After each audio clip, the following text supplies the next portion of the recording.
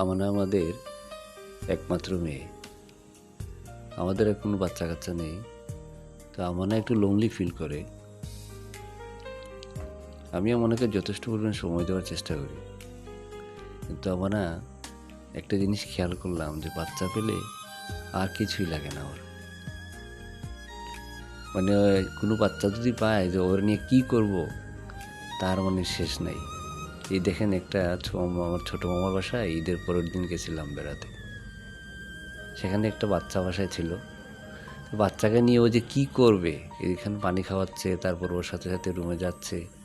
মানে আমাদের সাথে আর ওর কোনো কানেকশনই নেই, সব বাচ্চাকে নিয়ে। তা আমি চিন্তা করলাম এই ফাঁকে কিছু শ্যুট করলাম, আমার কিছু ক্লিপস নিয়েছিলাম। বাচ্চার সাথে ওর সখ্যতা খুব ভালো, বাচ্চাটিও ওর সাথে মিশে গেল। বাসা থেকে আসার আগ পর্যন্ত আমার খুব খুশি ছিল বাচ্চাটিকে নিয়ে।